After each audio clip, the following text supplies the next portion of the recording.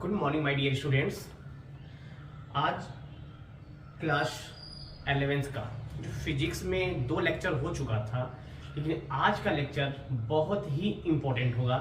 इसको ध्यान से देखिएगा, इसको मिस मत करिएगा। यह लेक्चर्स आपके फिजिक्स से जुड़ा हुआ लेक्चर्स होगा कि कैसे फिजिक्स में एंट्री करते हैं। जो बच्चे एक्चुअली क्लास 10th से और 11th में आएंगे, उनको फिजिक्स के बारे में डिटेल में कैसे जानना है, 11th फिजिक्स है क्या, उसके बारे में हम बात करेंगे। जो सीबीएसई बोर्ड के बच्चे होंगे 10th में, या जो यूपी बोर्ड के बच्चे होंगे 10th में, जो एग्जाम दे के क्लास 11th में आएंगे, तो उनको वो फिजिक्स और इस फिजिक्स में बहुत डिफरेंट मालूम चलेगा।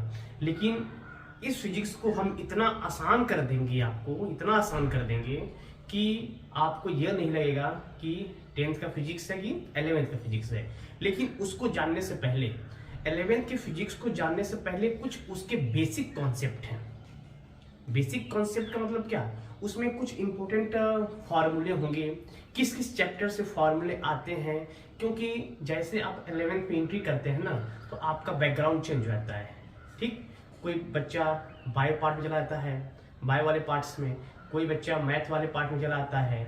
तो जो बायो वाले पार्ट में चला आता है बच्चा, उसके लिए क्या होता है, वो स्पेशली मैथ पे फोकस करना छोड़ देता है। और फिजिक्स जो है ये आपका मैथ पे ही डिपेंड होता है। इसमें न्यूमेरिकल आएंगे, डेरिवेशन आएंगे, तो मैथ के ही पोर्शन आएंगे। तो बच्चा क्या मैथ से अपना दिमाग हटा लेता है, तो वहाँ पे प्रॉब्लम क्रिएट होती है। क्योंकि पहला ही काम है कि जब भी न्यूमेरिकल लगाएंगे, तो न्यूमेरिकल लगाते समय आपको पहले फार्मूला याद रहना चाहिए। वही फार्मूला बेसिक पूरा मैथ का जो आपने अब तक मैथ पढ़ा होगा, उसमें जो मैथ आपने क्लास 10th में यूज किया है, वही इसमें हम थोड़ा सा इंक्लूड करेंगे और उसी के बारे में हम बताएंगे। मेरी बात समझ में आ रही है ना? दूसरी बात, कुछ फार्मूले ऐसे होंगे कि जो 11th के 12th के होंगे। ठीक, उसके बारे में हम करेंगे चर्चा। और 10th बेस के भी कुछ फार्मूले मिलेंगे, जैसे अलजेब्रा के कुछ फार्मूले मिलेंगे, कुछ ट्रिग्नोमेट्री के फार्मूले। ये तो आप पहले से पढ़े हुए हैं, ऐसी बात नहीं है। तो हम फिजिक्स को कैसे आसान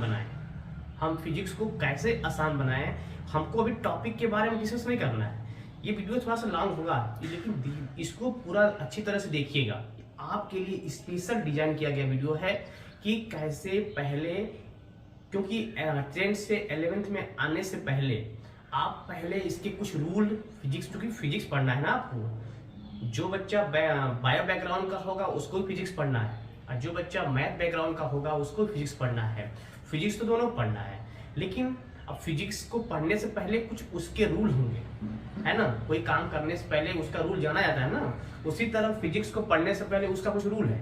रूल को जानना बहुत जरूरी है कि रूल फिजिक्स आपको तभी आएगा जब उसके बेसिक फंडामेंटल जितने फॉर्मूले हैं आपको क्लियर रहेगा, तो फिजिक्स आपके लिए आसान बन जाएगा। इसलिए उन बच्चों के लिए जो बच्चे अब एग्जाम देके, हमारे छोटे भाई, हमारी बहन जो भी अगर आ रहे हैं 10th से 11th में, तो उनको फिजिक्स के बारे में कैसे मालूम चलेगा कि हाँ फिजिक्स क्या है नहीं है, उसी के पर्पज से ये वीडियो बनाया जा रहा है। और एक बात दिमाग में रहे कि जो भी यहाँ पे मैथ के फार्मूले आपको बताया जाएगा, वो फार्मूले आप अच्छी तरह से नोट करिएगा। उसी फार्मूले पर डिपेंडेबल आपका फिजिक्स आगे वाला लेक्चर्स हम लोग करेंगे। तो चलिए ठीक है, क्या क्या फार्मूला यूज होने वाला है हम लोग देखते हैं। देखिए, ये मान लीजिए ये आपका फिजिक्स है। क्या है ये आपका फिजिक्स है। बात समझ आई? तो फिजिक्स पढ़ने वाले 2 लोग होते हैं, 2 ग्रुप के। एक होते हैं बायो ग्रुप के बच्चे होते हैं, एक होते हैं मैथ ग्रुप के बच्चे होते हैं। अब बताओ, आपकी मेंटेलिटी यहीं पर चेंज हो जाती है। बायो वालों को भी फिजिक्स पढ़ना है और मैथ वालों को भी फिजिक्स पढ़ना है, लेकिन फिजिक्स दोनों पढ़ना है। लेकिन बायो वालों के दिमाग में ये आ जाता है कि यार मैथ, चलो मैथ से छुटकारा खत्म हुआ, लेकिन मैथ से छुटकारा कहाँ खत्म होगा, ये फिजिक्स में मैथ इंक्लूड किया हुआ है, तो पढ़ना ही पड़ेगा आपको। हाँ, ये है कि बहुत डिटेल में ना हो, लेकिन थोड़ा उसके बेसिक कॉन्सेप्ट को समझना पड़ेगा। और मैथ वाले बच्चों को तो बल्ले बल्ले रहता है, क्योंकि इनके ऑलरेडी मैथ ग्रुप के ही होते हैं, तो मैथ में इनको प्रॉब्लम होती नहीं है। इसलिए उन बच्चों को बता रहे हैं जो बच्चे बायो लेने वाले हैं और जिनको फिजिक्स पढ़ना है, वो कैसे इसको मैनेज करेंगे। ध्यान से देखिए। तो मान लीजिए इनको भी फिजिक्स पढ़ना है, अब फिजिक्स इनको भी पढ़ना है, दोनों लोग पढ़ना फिजिक्स है, ठीक है। अब फिजिक्स दोनों को आना चाहिए, क्योंकि आपका अच्छी तरह से पता है ना कि आपका मैथ का फिजिक्स का एक पोर्शन आपका 100 मार्क्स का होता है, फिजिक्स का भी पोर्शन आपका 100 मार्क्स का होता है, 70 + 30 मार्क्स, 70 + 30 मार्क्स। तो इनको भी चाहिए, इनको भी चाहिए, ये तो अपना कवर कर लेते हैं, लेकिन दिक्कतें आती हैं बायो के साथ। तो लेकिन ये कोचिंग जो बनाया गया है, ये कोचिंग जो आपका है, आपका अपना कोचिंग है ये, बिल्कुल जो पूछना रहेगा, जो कमेंट करना रहेगा, अपने भाई से आप आराम से पूछ सकते हैं, कमेंट कर सकते हैं, आपको एक एक करके हर क्वेश्चन को समझाएंगे। जो नहीं समझ में आएगा लेकिन कमेंट करके जरूर बताएंगे, ठीक है। इसीलिए यहाँ पे ये वीडियो बनाया जा रहा है ताकि जो बच्चे पहले एंट्री कर रहे हैं, तो मुझे क्या सीखना है, पहले 11th के फिजिक्स पढ़ने से पहले मुझे क्या सीखना है, ये जानना बहुत जरूरी है। तो चलिए स्टार्ट करते हैं कि हमको पहले क्या जानना है। कुछ बेसिक फार्मूले हैं, कुछ बेसिक फार्मूले हैं, वो बेसिक फार्मूला आपको जानना बहुत जरूरी है। आखिर में बेसिक फार्मूले है क्या क्या क्या इसमें यूज होने वाला है वो देखिए, ठीक है।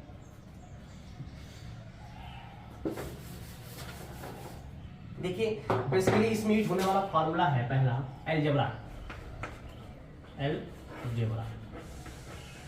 बीजगणित। नाम सुना होगा बीजगणित का, बीजगणित का भी फार्मूला इसमें इस्तेमाल किया जाएगा, बीजगणित का भी फार्मूला इसमें इस्तेमाल किया जाएगा बीजगणित का। बिल्कुल ध्यान समझिएगा बीजगणित। तो बीजगणित में आप लोगों को पढ़ना क्या है, तो बहुत बड़ा बीजगणित, अलजेब्रा तो बहुत बड़ा पोर्शन है, लेकिन हमको पूरा पोर्शन नहीं पढ़ना है। मुझे अलजेब्रा का पूरा पोर्शन नहीं पढ़ना है, मैथ का लेक्चर नहीं ले रहे हैं, फिजिक्स का ही लेक्चर ले रहे हैं, लेकिन मैथ वाला पोर्शन जो इसमें आया है, क्योंकि आपको पहले भौतिक गणित के बारे में जानना है, फिजिकल आपके फिजिक्स जो मैथ के फॉर्म में आता है उसको जानना है, तो उसको हम बताने जा रहे हैं, ठीक है। आपका जो मैथ का वो अलग क्लास चलेगा, वो तो बात की बात है, लेकिन पहले फिजिक्स को जानने से पहले फिजिक्स वाला जो मैथ है ये जानना बहुत जरूरी है, ओके। तो इसमें आपको मिलेगा अलजेब्रा। अलजेब्रा में क्या पढ़ना है, अलजेब्रा में वही पढ़ना है जैसे आपने पढ़ा होगा क्वाड्रेटिक इक्वेशन, क्वाड्रेटिक इक्वेशन पढ़ेंगे।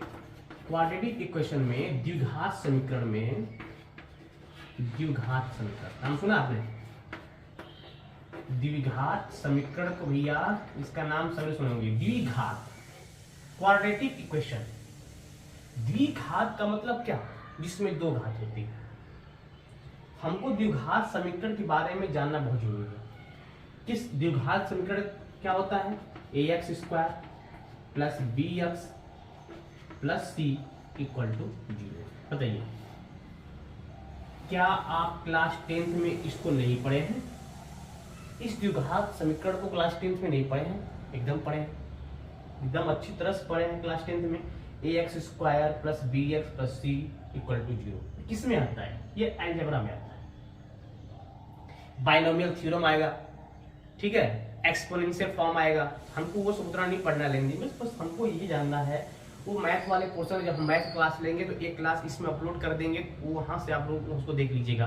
लेकिन यहाँ पे जो फिजिक्स का जो मैथ आता है वो क्या आता है, द्विघात समीकरण। किसी भी द्विघात समीकरण को कैसे सॉल्व करते हैं, ठीक है, किसी भी द्विघात समीकरण को कैसे सॉल्व करते हैं, सॉल्व करने का रूल क्या होता है, यह है आपका क्वाड्रेटिक इक्वेशन, द्विघात समीकरण। और द्विघात समीकरण को जानने के पहले ये द्विघात समीकरण का समीकरण होता है ax² + bx + c = 0। क्लियर हुआ नहीं हम तक? चलो अब देखा जाए इस पर कुछ क्वेश्चन कैसे लगाते हैं। a क्या होता है, b क्या होता है, c क्या होता है। इसमें a, b और c, a, b और c यही आपको दिया रहता है। इसी को देख के पहचानना होता है कि a की वैल्यू, b की वैल्यू और c की वैल्यू। कैसे इसको फैक्टराइज करते हैं, द्विघात समीकरण का फैक्टर कैसे करते हैं, ये तो आप क्लास 10 में पढ़े हैं, लेकिन हम यहाँ आपको थोड़ा सा हम बता दे रहे हैं, ठीक है। किसी भी द्विघात समीकरण का अगर फैक्टर नहीं होता तब क्या होता है, किसी भी द्विघात समीकरण का फैक्टर नहीं होता है तब क्या होता है, उसके लिए अलग फॉर्मूले मिलेंगे आपको, ठीक है। जब किसी द्विघात समीकरण का फैक्टर नहीं होता है तब हम लोग लगाते हैं क्या, श्रीधराचार्य फार्मूला। जब किसी भी क्वाड्रेटिक इक्वेशन का फैक्टर नहीं होता है, तो हम लोग लगाते हैं श्रीधराचार्य सूत्र। चलिए तो एक क्वेश्चन देखा जाए। मान लीजिए 5x², दो तरह के पहले ये दो फॉर्म में होते हैं। एक इस फॉर्म में होता है x² + bx + c = 0। एक तो इस फॉर्म में पढ़े होंगे, एक तो आप इस फॉर्म पढ़े होंगे ax² + bx + c = 0। ये द्विघात समीकरण के दो फॉर्म पड़े होंगे, दोनों तो द्विघात है। द्विघात का मतलब दो घात, द्विघात का मतलब कि दो पावर। ये दोनों ही द्विघात समीकरण है, दोनों की दो पावर है, लेकिन दोनों को सॉल्व करने का अलग अलग रूल है। ठीक है ना, इसको सॉल्व करने का अलग रूल है, इसको सॉल्व करने का अलग रूल है। ठीक है तो दोनों द्विघात, लेकिन सॉल्व करने का रूल अलग क्या है। इस पर देखा जाए, पहले इस पर देखा जाए कैसा क्वेश्चन बनेगा। मान लीजिए x² + 5x + 6 = 0। मान लीजिए ये किस बेस का है, देखिए इसी फॉर्म का है ना, x² + 5x + 6 = 0। इससे कंपेयर करेंगे तो बताओ इसी फॉर्म का है ना। a की वैल्यू यहाँ पे 1 हो जाएगा, कुछ नहीं है तो b की वैल्यू 5 हो जाएगी और c की वैल्यू आपकी 6 हो जाएगी। ऐसे द्विघात समीकरण को कैसे ब्रेक करते हैं, ऐसे द्विघात समीकरण को कैसे ब्रेक करते हैं उसको ध्यान से देखिए। पहले क्या करते हैं कि इसका फैक्टर करते हैं, इसको दो पार्ट में ऐसा डिवाइड करते हैं कि मल्टीप्लाई करने पर 6 आ जाए। इसको यहाँ भी कोई भी नंबर दिया रहेगा उसको ऐसे दो पार्ट में ब्रेक करेंगे कि मल्टीप्लाई करने पर ये नंबर आ जाए और प्लस करने पर या माइनस करने पर ये नंबर आपका आना चाहिए। मेरी बात समझ में आ रही है ना, बिल्कुल ध्यान समझिए मेरे भाई। तो 6 को अगर ब्रेक करेंगे 3 और 2, 3 2 जा 6, 3 और 2 में ब्रेक हो गया ये। तो 3 और 2 को ऐड करेंगे, 3 + 2 = बीच वाला मिलना चाहिए। देखिए बीच वाला मिल गया। अब इसके दो अलग अलग बन गए, ये हो जाएगा आपका x²। इसको ऐसे लिख दीजिए 3x + 2x + 6 = 0। बताइए, जो मैथ एकदम नहीं जानता होगा उनके लिए भी वीडियो बहुत ही अच्छा होगा, बिल्कुल ध्यान से देखिए पहले। अब बताइए मेरे भाई, अब क्या करेंगे हम इसके बाद दो दो का पेयर बनाते हैं। यहाँ से पेयर बनाएंगे, यहाँ x यहाँ भी x कॉमन कर लीजिए। यहाँ आपका बचेगा 1x, यहाँ बचेगा आपका +3 प्लस यहाँ से 2 कॉमन कर लीजिए, यहाँ बचेगा आपका x, यहाँ बचेगा आपका 3, 2 3 जा 6। अब बताइए ये समझ में आई कि बात, जितना पहले वाले ब्रैकेट में है उतना ही दूसरे वाले ब्रैकेट में आ गया। इसका मतलब कि दोनों कॉमन कर लेंगे। x + 3 अगर कॉमन करेंगे तो यहाँ से x बचेगा और यहाँ से 2 बचेगा = 2। ये बात समझ में आई। अब यहाँ x के दो मान आएंगे, यहाँ पे x के दो मान आएंगे, यहाँ पे x के दो वैल्यू आएगी, क्योंकि द्विघात है। क्वाड्रेटिक का मतलब क्या, 2 वैल्यू। क्यूबिक का मतलब क्या, 3 वैल्यू। यहाँ पे दो घात द्विघात है तो 2 वैल्यू आएगा, दोनों नेगेटिव आ जाएंगे। एक बार इसको करेंगे 0 के बराबर, एक बार इसको करेंगे 0 के बराबर। इफ x + 2 = 0, x = क्या हो गया, इधर करेंगे ट्रांसफर तो -2 हो जाएगा। एक तो ये हो गया। दूसरा वाला अगर इसको करेंगे x प्लस दूसरा, इफ x + 3 = 0, x = हो गया -3। एक तो ये वैल्यू हो गई, तो दोनों वैल्यू आपके निकल गए, -2 एंड -3। तो ऐसे इक्वेशन को आप आराम से आप कर लेंगे। ठीक है, तो ये होता है पहला फॉर्म। फर्स्ट फॉर्म को ऐसे सॉल्व करते हैं। हाँ, सेकेंड फॉर्म क्या होता है, इसका स्क्रीनशॉट लीजिए आप।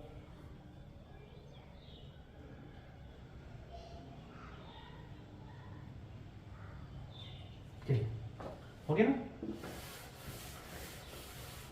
देखिए सेकेंड फॉर्म कैसे पढ़ेंगे लोग। सेकेंड, फर्स्ट वाला खत्म हो गया ना, अब सेकेंड वाला फॉर्म। मान लीजिए यहाँ पे तो एक वैल्यू नहीं दिया है लेकिन 1 के फॉर्म में। लेकिन अगर कोई 1 के अलावा कोई नंबर रहे तब कैसे ब्रेक करेंगे उसको, वो देखिए। मान लीजिए यहाँ पे हो गया 5x² प्लस हो गया आपको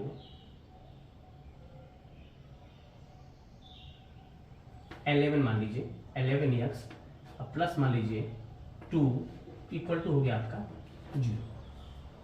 ठीक, ये बताइए किस फॉर्म का है। यहाँ ए की वैल्यू, बी की वैल्यू, सी की वैल्यू।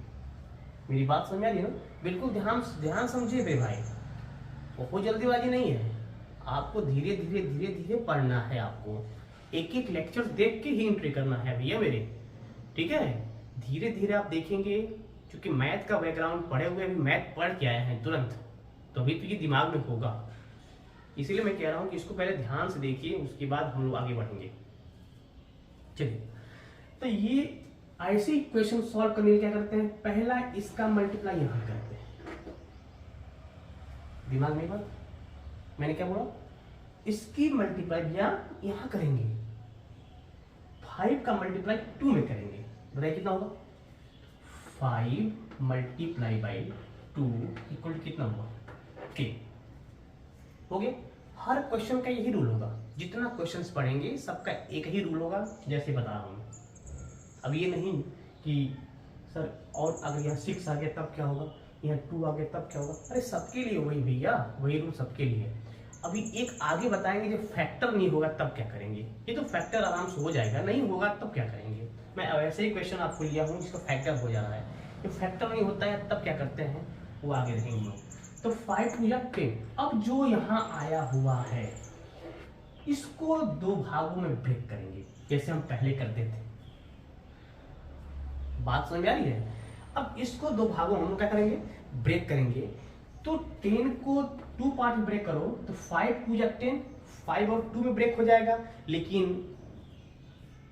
एक बात मैं कहा था कि ब्रेक ऐसा करो कि प्लस या माइनस करने पर ये आना चाहिए बीच वाला। अब आपके दिमाग में आ रहा सर कि 5 टू 10 तो आ जा रहा है, 5 का मल्टीप्लाई कर रहे हैं तो 10 तो आ जा रहा है, लेकिन मुझे एक बात बताओ मेरे भाई, क्या 5 और 2 को ऐड करने पर 11 आ रहा है? 11 आ रहा है, ये नहीं आ रहा है, तो कैसे ब्रेक करेंगे इसको? केवल मल्टीप्लाई करने पर नहीं, मल्टीप्लाई करने पर आ जाए, लेकिन ऐसे 2 नंबर चॉइस कीजिए कि जो प्लस और माइनस करने पे ये बीच वाला आना चाहिए। आई होप समझ में आ रहा होगा। तो 10 को क्या करेंगे, 10 का मल्टीप्लाई 1 में कर दो, देखो ये भी काम करते हैं ना, 10 1 जा 10 और 10 में 1 ऐड कर दो, क्या होगा 11, लेकिन बीच वाला एक नहीं है। अब 5 टू 10 वो भी तो होता है, लेकिन 5 और 2 ऐड करोगे तो 7 आएगा, 11 नहीं आएगा, तो उसको हम नहीं लेंगे। हमको ऐसा नंबर चाहिए, ऐसे नंबर से मल्टीप्लाई करेंगे कि मल्टीप्लाई करने पर ये आ जाए और जो इसका रिक्वायरमेंट है वो आ जाए। ऐसे ही नंबर का चॉइस करना है मुझे। आई होप समझ में आ गया होगा। चलिए, तो ये देखा जाए, ये 5x² लिखेंगे कैसे, इसको वैसे ही करेंगे, 10x प्लस x, 10 और 1 11, अब प्लस 2 इक्वल टू क्या हो गया 0 हो गया। अब दोनों में क्या करते हैं, पेयर करते हैं, पेयर बना लीजिए। कॉमन क्या मिल रहा है, 5 कॉमन मिल रहा है, तो 5 कॉमन कर लीजिए। यहाँ क्या बचेगा मेरे भाई, यहाँ 5 नहीं, 5x कॉमन, x यहाँ भी x यहाँ भी है, तो 5x कॉमन कर लीजिए। यहाँ क्या बचेगा, x बचेगा, और यहाँ क्या बचेगा 2 बचेगा।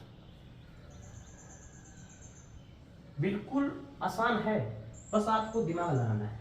अब यहाँ पे मेरे भाई 1, ठीक, तो यहाँ पे कॉमन करेंगे 1, ये बनेगा आपका क्या, 1 कॉमन करके इसका मतलब x प्लस 2 इक्वल टू क्या हो गया 0 हो गया। जितना पहले वाले ब्रैकेट में उतना इसमें भी है, कॉमन कर लीजिए। जब कॉमन करेंगे मेरे भाई, x प्लस 2 को कॉमन करेंगे, इधर क्या बचेगा, यहाँ से 5x बचेगा और यहाँ से 2 बचेगा, इक्वल टू क्या हो गया 0। अब दोनों 0 को इक्वल है, एक एक करके मान निकाला जाए। एक बार इसको करिए 0 के equal, if x plus 2 equal to 0, x equal to transfer कर दीजिए -2, x के ये वैल्यू पता हो गई, उसी तरह इसका निकालिए।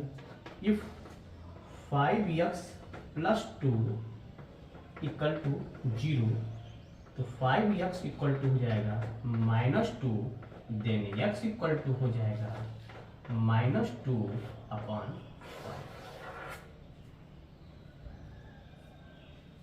ये तो समझ में आ गया अच्छी तरह से।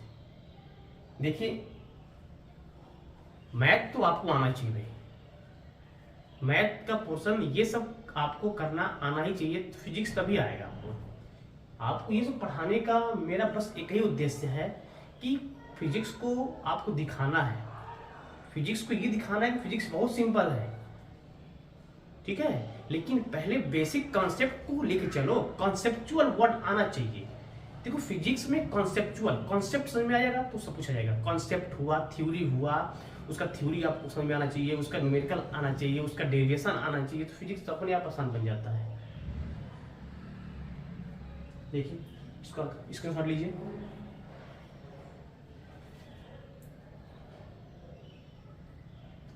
हो गया ना। अब देखिए हम आपको क्वाड्रेटिक इक्वेशन में वो पढ़ाने जा रहे हैं कि जिसका फैक्टर नहीं होता है। कुछ ऐसे इक्वेशन होंगे जिसका फैक्टर नहीं होगा। जब फैक्टर नहीं होगा तब क्या करेंगे? जिसका फैक्टर नहीं होता है तब क्या करते हैं? जब फैक्टर नहीं होता है तो हम लगाते हैं, एक मैथमेटिशियन थे जिसका नाम था श्रीधराचार्य। क्या नाम था? श्रीधराचार्य फार्मूला, ठीक है। श्रीधराचार्य फार्मूला तभी लगाते हैं जब फैक्टर किसी क्वाड्रेटिक इक्वेशन का फैक्टर नहीं होता है, ठीक है। ये बेचारे क्या कहे? ये यही कहे कि हमारा इस्तेमाल तभी करिएगा जब मुसीबत पड़ जाइएगा। मेरी बात समझ आ रही है ना? इसका इस्तेमाल तभी करिएगा जब आप बहुत बड़ा मुसीबत में। अरे मुसीबत क्या है? फैक्टर नहीं होगा, फैक्टर नहीं होगा, मुसीबत आ गई। अब दिमाग आपका घूमने लगा, अब क्या करेंगे हम? जब दिमाग घूमने लगा तब कहे घूमिए मत, मेरा जो फार्मूला है वो लगाइए, उससे आप आराम से फैक्टर कर सकते हैं। चलिए इनका फार्मूला क्या है? श्रीधराचार्य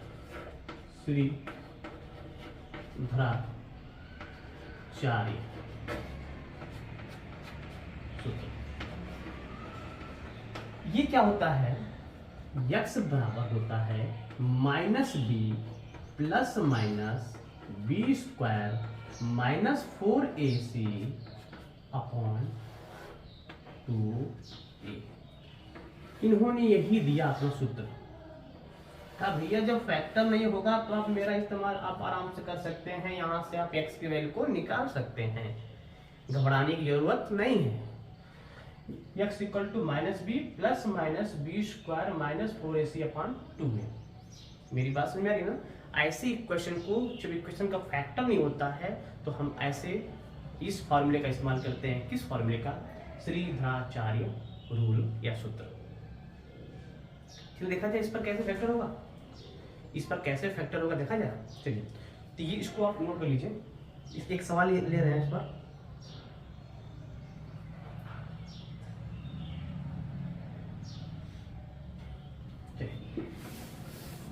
इस पर एक क्वेश्चन ले रहे हैं। मान लीजिए क्वेश्चन दे दिया गया 2x स्क्वायर, मान लीजिए यहाँ मान लें 5x प्लस 6 इक्वल टू 0। थोड़ा सा सिंपल हो। पहले चेक करेंगे कि क्या फैक्टर हो रहा है कि नहीं हो रहा है। एग्जाम्पल है ना, पहले चेक करेंगे। 5 का 2 में 6 का 2 में मल्टीप्लाई करेंगे, 6 2 जा 12, 6 का 2 में मल्टीप्लाई कर दीजिए मेरे भाई, तो 6 2 जा क्या आ गया 12। अब 12 को दो पार्ट में ब्रेक करो, 4 3 या 12 होता है, लेकिन 4 और 3 या 12 होता है मेरे भाई, लेकिन 4 और 3 कहाँ पे 5 हो रहा है। 12 1 या 12 होता है, लेकिन 12 प्लस 1 कहाँ पे आपका हो रहा है 5, ये तो 13 होता है ना। इसका मतलब कि फैक्टर नहीं हो रहा है। बड़े मुसीबत में आप, अब क्या होगा? जो फैक्टर नहीं होगा तो कुछ नहीं, अब हमारा फार्मूला इस्तेमाल करिए। अरे मेरा नहीं, इसका श्रीधराचार्य का। वो कहे कि अब लगाइए मेरा फार्मूला, देखिए उस पर क्या आ रहा है, x की वैल्यू क्या क्या आ रहा है, ठीक है। यहाँ पर भी x की 2 वैल्यू आएगा। क्या पड़ गया है फार्मूला भी? पहले इसको क्या करेंगे कि जो आपका द्विघात समीकरण दिया जाएगा मेरे भाव ना, उसका पहले उससे कंपेरिजन करके a की वैल्यू, b की वैल्यू और c की वैल्यू निकालेंगे। तो चलिए कंपेयर किया जाए। ax square plus bx plus c equal to 0 on comparison. तो a की वैल्यू क्या हो गई 2, a इक्वल टू 2 हो गया, a इक्वल टू 2 हो गया, बी की वैल्यू क्या हो गई, तो बी इक्वल टू हो गया -5 और सी की वैल्यू क्या हो गई, सी इक्वल टू हो गया 6। चलो अब बताइए, ए की वैल्यू मालूम हो गया, बी की वैल्यू मालूम हो गया और सी की वैल्यू मालूम हो गया। चलिए फार्मूला क्या कहता है, x equal to -b plus minus √b² - 4ac upon 2 eta। कैसे इस सूत्र को लगाते हैं, -b आपने लिखा हुआ है माइनस, और ये भी माइनस है, ये हो जाएगा आपका प्लस माइनस बी की वैल्यू करेंगे तो -b का स्क्वायर करेंगे हो जाएगा क्या, -b का स्क्वायर करेंगे तो हो जाएगा 25। ठीक, बचेगा -4 इंटू ए क्या है 2, ए क्या है 2, यहाँ रखेंगे 2 और सी क्या है 6, हो जाएगा आपका 6 अपान क्या हो जाएगा, अपान 2 इंटू ए की वैल्यू क्या है। अब ये समझ में आ गया होगा अच्छी तरह से, ये अच्छी तरह से समझ में आ गया होगा कि कैसे वैल्यू को रखा जाता है। अब बताइए, +5 प्लस माइनस अंदर मल्टीप्लाई करिए 25, 6 टू 12, 6 दूना 12, 12 चौक को 48 -48 बटा कितना हो जाएगा 4। अब एक बात यहाँ देखिए, यहाँ पर देखिए +5 प्लस माइनस 48 में से 25 चला जाएगा, कितना बचेगा, 8 में से 5 जाएगा 3, यहाँ बचेगा आपको 2 -23, अंदर बचेगा -23 अपॉन क्या 4। ये x की वैल्यू आ गई। एक बात और दिमाग में आया, ये माइनस अगर आ गया, अगर माइनस को हटाना चाहेंगे तो माइनस को आप हटा सकते हैं अच्छी तरह से। जब आप मैथ में पढ़े होंगे या आगे समिश्र संख्या क्या होता है, उसमें 2 पार्ट होते हैं, एक रियल एक इमेजिनरी। तो जब भी रूट के अंदर माइनस आता है ना, तो उसको हटाने के लिए आयोटा का इस्तेमाल करते हैं। वो तो बात की बात, बस आप दिमाग में इतना ही रखिए कि अगर रूट में माइनस आता है, रूट में अगर माइनस आता है इस तरह का, इसकी वैल्यू आई होती है, बस इतना दिमाग में रखिए बस। ठीक है, ये जो बच्चे मैथ पढ़ने वाले हैं, मैथ वाला पोर्शन अगर पढ़ाया जाएगा तो वहाँ पे आप अच्छी तरह से समझ जाएंगे। ठीक, बायो वाले बच्चे बस इतना ही जानिए कि रूट के अंदर अगर माइनस आया हुआ है तो उसका मतलब क्या होता है, आई।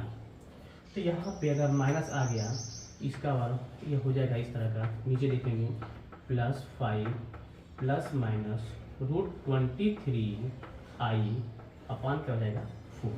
यहाँ पे x की वैल्यू निकल गई, एक तो प्लस में आएगा एक तो माइनस में आएगा, इसकी 2 वैल्यू आएगी, एक तो प्लस में आएगा एक क्या आएगा माइनस में आएगा। x के यहाँ पे 2 मान निकल गए। आई होप समझ में आ गया होगा, इसका स्क्रीनशॉट लीजिए पहले।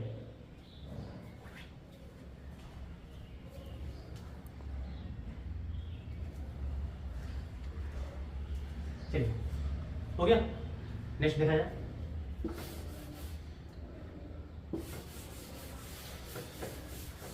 अब ये द्विघात समीकरण तो समझ में आ गया होगा कि कैसे श्रीराचार्य सूत्र लगाते हैं, कैसे इस पर ब्रेक करते हैं। ठीक है, कैसे इस पर ब्रेक किया जाता है, ये तो आई होप समझ में आ गया होगा। ए क्या होता है, बी क्या होता है, सी क्या होता है, रूट में अगर रूट में माइनस सिंबल आ गया तो उसको कैसे हटाते हैं। मान लो माइनस नहीं आया, बाई चांस तो प्लस ही आता है, मैं रैंडम लिया हूँ एग्जाम्पल, इसलिए माइनस आ गया है तो वहाँ प्लस ही आएगा आपका। ठीक है, अब यहाँ पे अलजेब्रा वाला पोर्शन तो इससे ज़्यादा द्विघात समीकरण ही आता है, क्वाड्रेटिक इक्वेशन ही आता है आपके फिजिक्स में।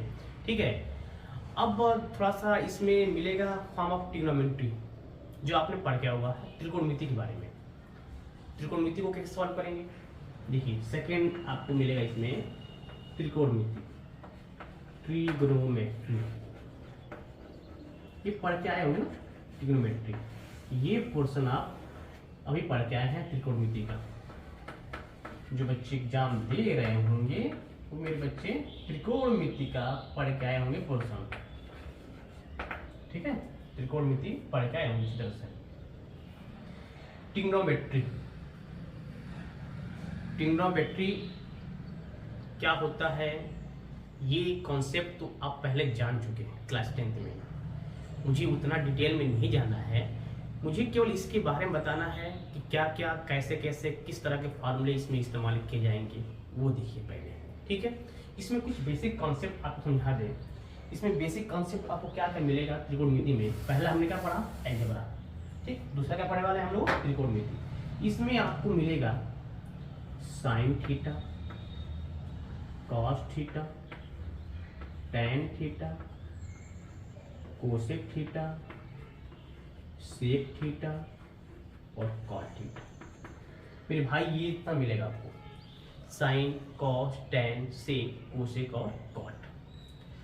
हमेशा ध्यान दीजिएगा कि इसमें एक मैथमेटिशियन थे जिनका नाम था पाइथागोरस।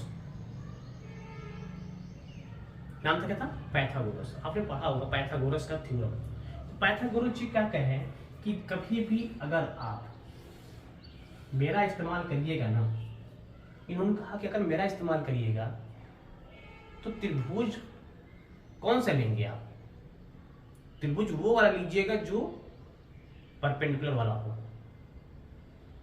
ठीक है, समकोण त्रिभुज को लेकर ही मेरा इस्तेमाल कीजिएगा और किसी त्रिभुज का इस्तेमाल लेकर मत कीजिएगा। तो उन्होंने कहा चलो भैया, ए हुआ, ये बी हुआ और ये सी हुआ, इसे कहते हैं लंब। क्या कहते हैं, लंब को दिखाते हैं बी से। इसे कहते हैं आधार, ये हुआ आपका बी। ये होता है आपका कर्ण, जिसको हम कहते हैं हाइपोटेनस। इनका इस्तेमाल हो गया। थोड़ा थ्योरम के बारे में जान ले, तभी इस पर हम आ रहे हैं sign, cos, tan, sec, cosec और कॉट के बारे में। ठीक है, तो इन्होंने कहा कि ठीक है मेरा इस्तेमाल करिए, लेकिन ट्रायंगल कैसा होना चाहिए, राइट एंगल ट्रायंगल होना चाहिए। हमने ले लिया उनके अनुसार। अब का हमारा इस्तेमाल कैसे करेंगे आप, ले टू लीड, लेकिन हमारा इस्तेमाल कैसे करेंगे। तो आप हमारा इस्तेमाल करने के लिए हम आपको दे रहे हैं सूत्र, मेरे सूत्र का प्रयोग कीजिए और किसी की वैल्यू निकालना हो तो आप आराम से निकाल सकते हैं। इन्होंने कहा क्या है सूत्र, बताइए मेरे भाई। सूत्र है क्या, कर्ण का स्क्वायर बराबर लंब का स्क्वायर प्लस आधार का स्क्वायर। इन्होंने यही फार्मूला दिया, इन्होंने यही सूत्र दिया कि हाइपोटेनस का एक स्क्वायर इक्वल टू परपेंडिकुलर का स्क्वायर प्लस बेस का स्क्वायर। पाइथागोरस का यही है कि कर्ण पर बना वर्ग शेष दोनों भुजाओं पर बने वर्ग के योगफल के बराबर होता है। इसी तो पाइथागोरस थ्योरम। देखिए बहुत ही सिंपल तरीके से बताया जा रहा है आपको, और आपको ये आना चाहिए। फिजिक्स अगर जानना है तो ये आना ही चाहिए आपको अच्छी तरह से। मैं बता रहा हूँ, अगर फिजिक्स को आपको अच्छी तरह से समझना है तो ये कॉन्सेप्ट आपको आना ही चाहिए मेरे भाई। आई होप समझ में आया होगा कि कर्ण पर बना वर्ग शेष दोनों भुजाओं पर बने वर्ग के योगफल के बराबर होता है। किसका नियम था, पाइथागोरस। पाइथागोरस इन्होंने अपना ये नियम दिया, पाइथागोरस। समझ में आ गया, समझ में आ गया इनका नियम। इसकी शॉर्ट लीजिए इसका भी।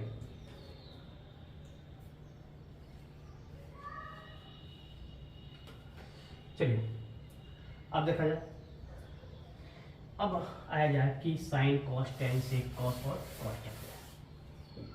देखिए एक बार मैं फिश ट्रायंगल को बना रहा हूं थोड़ा साइड में करके। ए है, बी है, सी है। ये पाइथागोरस, बी है परपेंडिकुलर, ये हाइपोटेनस और ये आपका बेस। देखिए साइन थीटा, ये कुछ एंगल होंगे जो आपको एंगल जानना जरूरी है। ये थीटा होता है, जानते भी होंगे, ऐसी बात तो है नहीं, मैथ 10th में पढ़े ही होंगे नॉर्मली। थीटा होता है, ये फाई कहते हैं इसको साई कहते हैं मेरे भाई, इसको अल्फा कहते हैं, इसको बीटा कहते हैं, इसको गामा कहते हैं। इतना तो आपको जानना जरूरी है। जो इस्तेमाल होगा इसमें ये जानना आपको बहुत जरूरी है।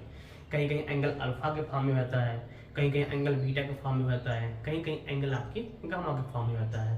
तो ये जानना बहुत जरूरी है, ठीक है ना। अब हो गया, तो अब ये क्लियर हो गया आपको, ठीक है ना, ये क्लियर आपका हो गया होगा।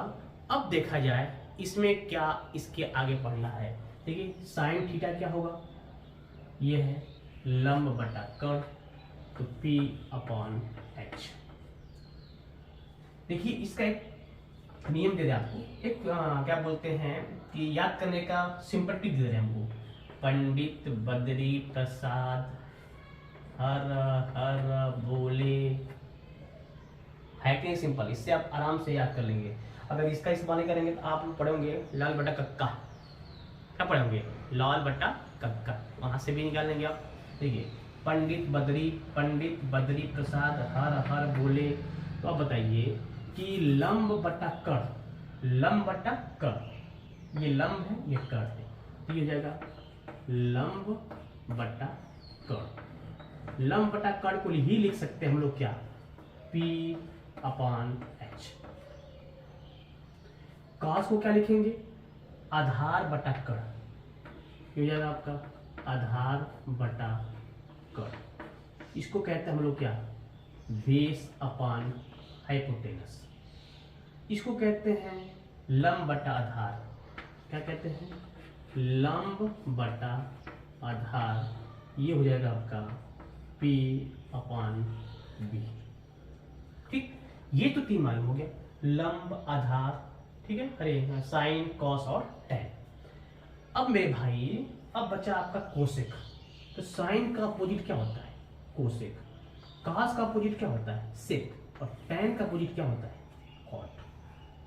तो कोसेक का हो जाएगा क्या, जब ये लंब बटा कर्ण है तो ये कर्ण बटा लंब हो जाएगा, हाइपोटेनस अपॉन परपेंडिकुलर। ये क्या हो जाएगा मेरे भाई, ये बेस बटा हाइपोटेनस है तो ये हाइपोटेनस अपॉन बेस हो जाएगा। और ये क्या हो जाएगा, कॉट थीटा, ये आपका P अपॉन B है तो ये हो जाएगा B upon P। I hope समझ में आ गया होगा अच्छी तरह से, ठीक, आई होप ये समझ में अच्छी तरह से आपको आ गया होगा। चलिए तब देखा जाए इसके नेक्स्ट पोर्शन को, इसको हटाए, इसको स्क्रीनशॉट लेते रहिए मेरे साथ, साइड हो तुरंत स्क्रीनशॉट ले आया करिए।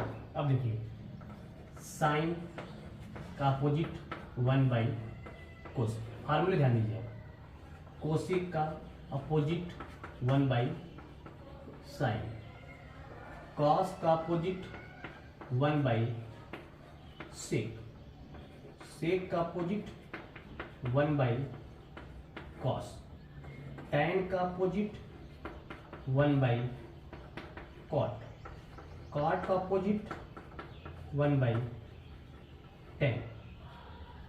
सब हो गया, sine cos sec tan and cot, sine cosec सब हो गया, ठीक। ये तो हुआ एक दूसरे के अपोजिट, कौन किसके होते हैं अपोजिट, ये हुआ।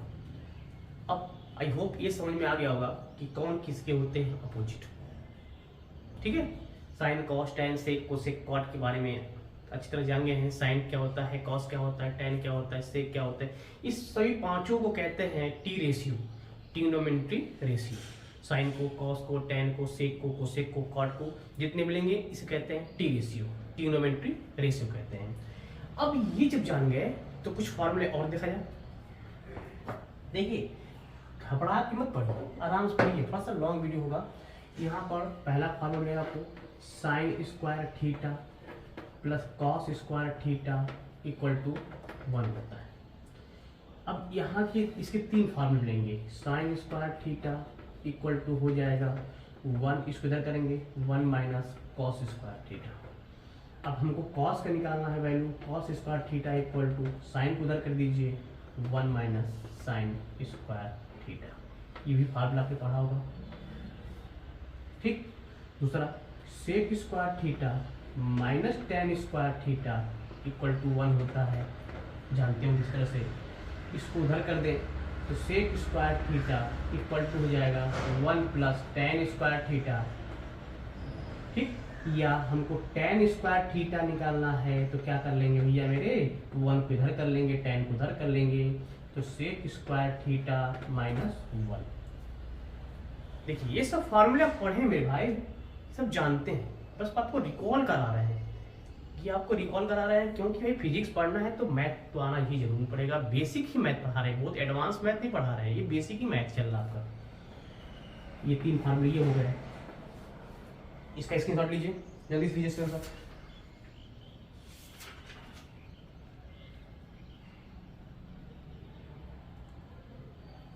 लीजिए स्क्रीनशॉट लीजिए।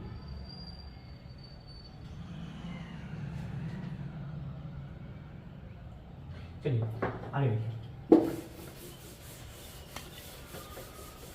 अब बात करेंगे क्या, कोसेक स्क्वायर थीटा, तीसरा formula cosec square theta minus cot square theta equal to 1 होता है। यहाँ से निकालिए मेरे भाई value, cosec square theta equal to हो जाएगा, उसको इधर ट्रांसफर कर दीजिए, 1 प्लस कॉट स्क्वायर थीटा हो गया। अगर कॉट का निकालना हो value, cot square theta equal to क्या हो जाएगा, 1 किधर कर लीजिए, कोसेक स्क्वायर थीटा माइनस 1। तो 3 वैल्यू तो ये निकल गया, 3 वैल्यू मेरे भाई ये निकल गया, 3 ये निकल गया, 3 पहले और था, 3 और था, टोटल कितने हो गए, 6 वैल्यू निकल गए, 3 3 6 और 3 9, टोटल 9 फार्मूले तैयार हो गए आपके। आई होप समझ में आ गया होगा अच्छी तरह से, ठीक है। अब इसमें और कुछ फार्मूले इस्तेमाल किए जाएंगे, जैसे जैसे अब पूछेगा आपसे sin 2 थीटा का फार्मूला, cos 2 थीटा का फार्मूला और tan 2 थीटा का फार्मूला, ये देखा जाए तो sin 2 थीटा के कितने फार्मूले होंगे, 2 sin theta into cos theta, एक फार्मूला ये मिल गया आपका, एक फार्मूला हो जाएगा 2